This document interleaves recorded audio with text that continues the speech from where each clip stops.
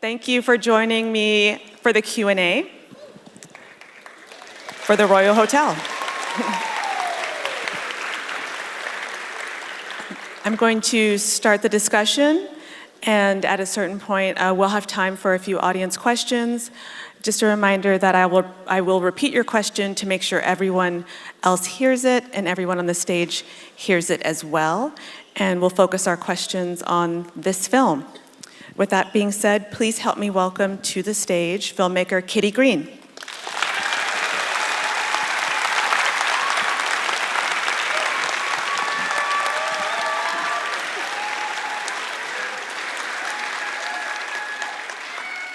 Sorry, I have a few friends here tonight, so. Congratulations. Thank you so much. I want to start off just by talking about the location. So we really feel the utter isolation of these two characters. Can you talk a little bit about where the film was shot?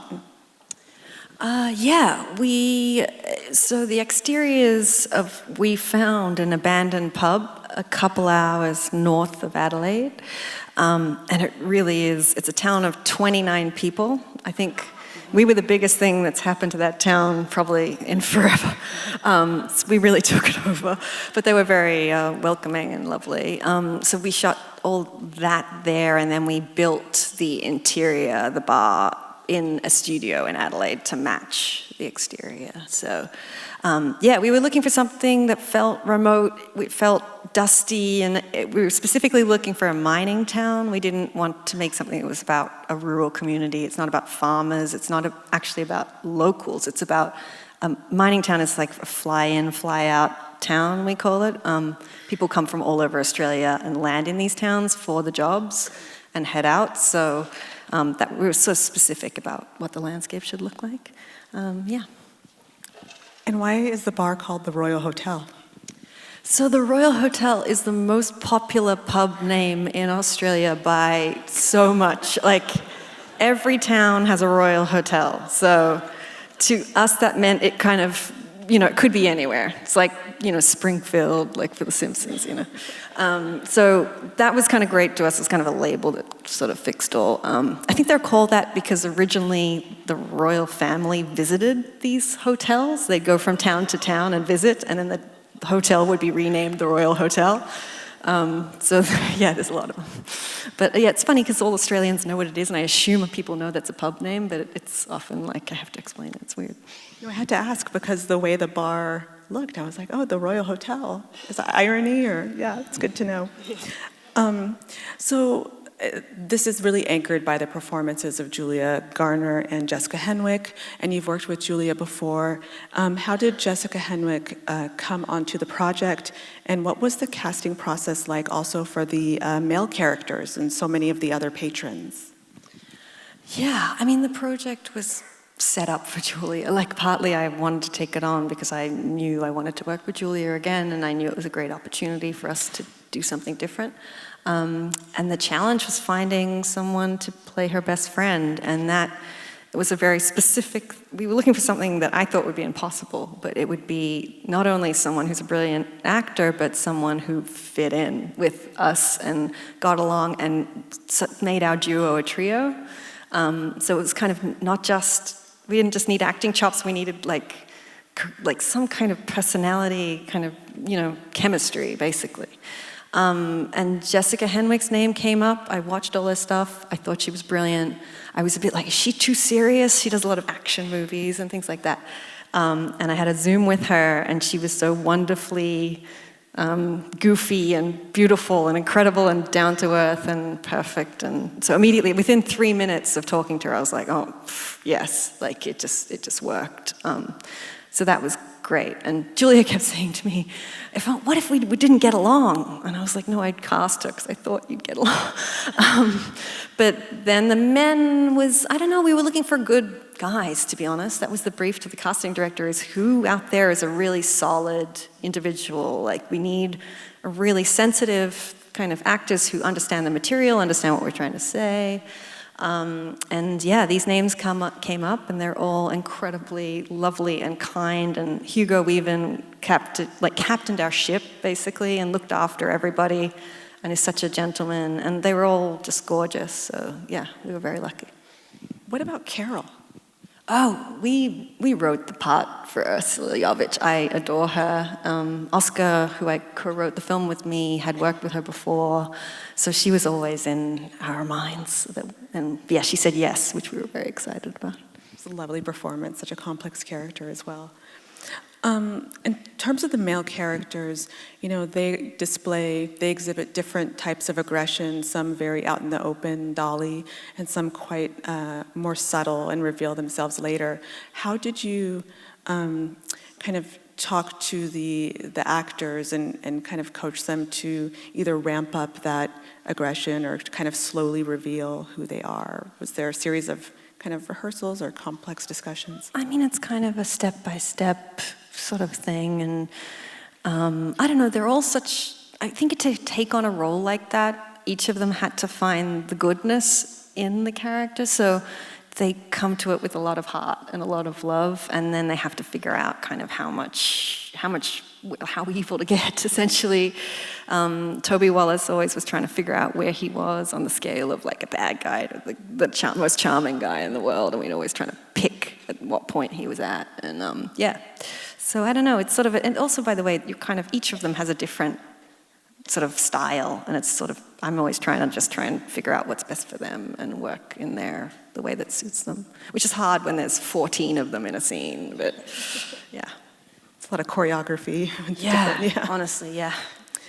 When it comes to Liv's character, there are several allusions that something has happened to her, and that is why she's trying to get as far away as possible from her home. We never quite find out what that is, but is that kind of set up to inform some of the choices she makes in the film? Yeah, a little. Like, I think, I'm not sure I wanted to give the audience a reason. I didn't want them to be like, oh, they're there because of X, And I felt like that was kind of a cop-out, because I didn't want you to be able to explain the behavior away because of some past incident. I feel like the girl standing up for themselves is not because Liv's been through X, or, so I just needed them, they're just standing up for themselves because some of the behavior is not okay, So I had my own kind of idea of what happened to Liv. Jess had her own idea of what happened to Liv, and we kind of figured it out sort of together but independently at the same time, and it seemed to work.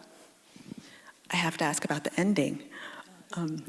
Were there any other kind of drafts of the script where this ended in a different way? There was a scene that was cut at the end. I'm actually, sorry, this is like maybe the second Q&A I've done. I'm still not sure what I'm allowed to say, so I'm gonna make mistakes. But yeah, there was an extra scene that was cut of them on a beach together, and we just felt it was a little like, it just felt a little wrong. Like someone said, it's like an eat, pray, love moment all of a sudden. We were like, oh, that's not our movie. So yeah, that was kind of the thing. I mean, it's based on a documentary, and in the documentary, clearly they don't burn the place down. But in adapting it, I mean, it's a cheeky ending, I admit. It's a provocation. We're trying to get people to talk about whether that behavior crossed the line, when does that behavior cross the line? Is a joke a threat, or like a sort of a threatening joke? Is that allowed? Do we allow that or permit that? What do we accept, in those spaces? And when do we say no, and that's enough? So it kind of fed into kind of that mission statement of the movie. Yeah. And it's clear the characters are struggling with where that line is as well. I mean, they have different ideas of when it becomes threatening and when they should start to push back on it. And it created a lot of conversations when we watched it as well. I want to turn it over to the audience. I'm sure you have some questions. There's someone there. Oh, yes. So, us as Canadians, we know that we are very polite, and that's known around the world. What was the reasoning behind having the two female characters sort of like Canadian and featured in the film? So as Canadians, we know that we are very polite, but what was the reason for having the two women say that they were Canadian to go around the world? So this is something I have to Correct, because at the beginning, Jess introduces themselves as, we're Canadian, and Julia says, what, Canadian? And Jess said, yeah, everybody loves Canadians. And that is, so they're actually Americans pretending to be Canadians because they know they'll be liked if they're Canadians. And that was based on, yes, applause for Canadians. But yeah, that was based on me backpacking all over the world, meeting Americans with Canadian flags on their backpacks because they thought that would, make people like them a little more or hate them a little less, maybe. So that's, yeah. As an American, I can confirm. Yes. So clearly, with films that are about women backpacking in Australia, or certain high tension, other types of horror films that are kind of that type. I mean, just curious of your inspiration. I mean, I know it's based on a documentary. I'm curious if there was any films, particular films that you kind of took from for inspiration. So there are other representations in cinema of women backpacking and going to places where they're isolated and possibly alone. What was your inspiration or possible influences for this story? Did we talk about the documentary? I don't think we did. You briefly brought it up. Oh, sorry? Only briefly brought it up. Yeah, I mean, so there was a documentary that is about two Scandinavian women who were working in an outback pub. And they're, it's pretty dark, the subject matter, actually. I think it's actually darker than our movie in some ways. And so that was kind of the jumping off point. And then we were watching, as references, a lot of things. Wake and Fright is a masterpiece and also set in a pub. So we're clearly tipping our hat to that. Straw Dogs was a big reference. A lot of films, Wolf Creek, there's a lot of Australian horror movies. Mind you, in all these movies, there's a horrific rape scene or someone's murdered, or I'm so used to seeing that in those films, and that was what we were actively trying to work against.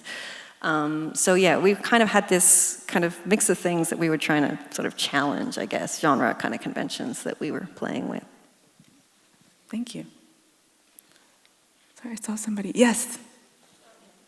Hi, I was calling you at the end of a great pity, because I thought you had me so anxious through the whole thing, just anticipating exactly what you were saying. Yeah. Because I was kind of expecting it to come. I wanted to know, is there something about the topic that, drove you to want to go for that documentary, wanted to handle the potential of rape, the issue, and male aggression?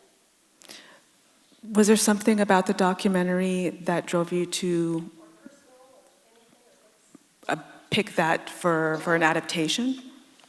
I'm not sure. I mean, but it's interesting. When we were shooting, it was someone from the government, the Australian government, come by and visit the set. And she watched one of the scenes. It was the girls serving in the pub. And she said, well, why do the girls have to die? And I said, but the girls don't die. And she was like, wait, what?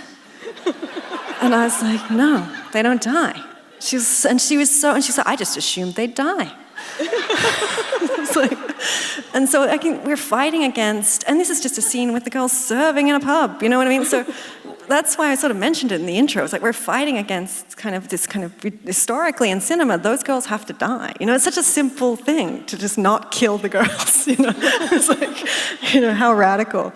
But yeah, so I don't know. I think a little bit it was, when I saw that doc, I realized I haven't seen that landscape through a female lens. I haven't seen a story about women and strength and a women that isn't about, a film that isn't about them being victims, essentially, completely. So that was something new to me and fresh to me, and I thought, well, hell yeah, let's take it on. Speaking of landscape in the literal sense, this film is a slightly bigger canvas. It feels like a bigger canvas than what you've worked in before. So can you talk about some of the challenges, if there were challenges in making this production? It looks like we had a huge budget, but we didn't really. We kind of pulled it off somehow. We shot it in 25 days, which is not enough time, but we somehow got there. It was a lot of we had a lot of weather problems, a lot of rain. It was freezing, 0 degrees. I love that you're Celsius here in Canada, by the way. 0 degrees Celsius, which was like, it was absolutely horrible some nights. The first 2 weeks were awful. I thought the cast would quit and that would be it. But so it was a challenge, but I don't know, we kind of rose to the occasion, and it got weirder and weirder as we went, and everyone started enjoying it a little more when they kind of figured out what it was. It takes a minute for people to kind of get a sense of the tone of the movie, I guess. What was the question? Sorry. Just chatting on here. What were the challenges? Oh, yeah, I guess I listed those, yeah. Okay, thanks.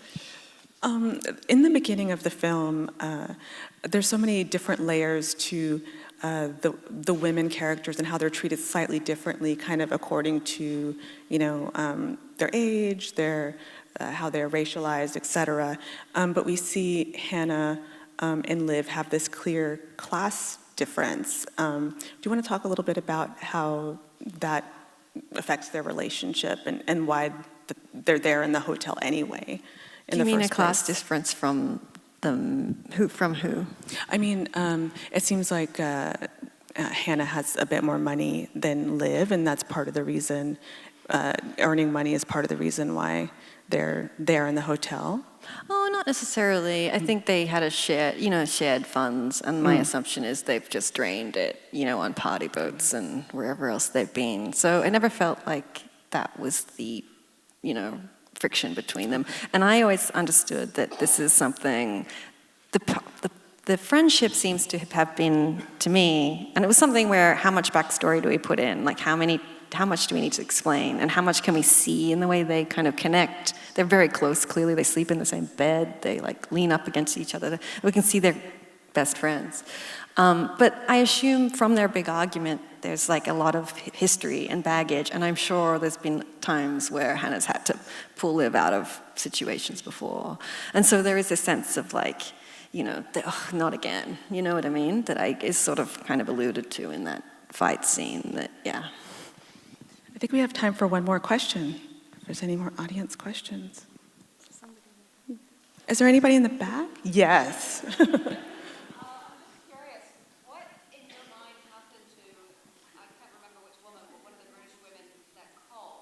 Oh, yeah. What happened to her? What happened to them? Was it something that Charlie might have done? Just sort of left me wondering. Great question. In your mind, what happened to the British women that called? I mean, here's the thing. So today I did some Canadian press, and one of the journalists said, "What about the woman who was sold into sex slavery?" And I was like, "What?" She said, "The trafficking ring." I'm like, "The trafficking ring?" She's like, "The woman on the phone who calls from the trafficking ring." And I was like, "Oh my God, no." I mean, so it's sort of, there is clearly a lot of ambiguity in there, and it can be interpreted in different ways. To me, the way we had Alex, the actress, play it was sort of, she's at a party and she's drunk and she's screaming, "Get off me." It was sort of fun. It's interesting that and we knew we needed to thread the needle with it a little bit so it could unsettle Hannah, so she could kind of move into that next phase, sort of emboldened to really take charge, I guess. But yeah, it's never explained. I mean, I feel it's weird for me to tell you what happened or give you exactly what I think happened. I think I'll let you discuss the trafficking ring outside. So, yeah. Well, it is a smart, tense, and thriller of a film. Thank you so much for sharing it with us. Thank you. Thank you so much.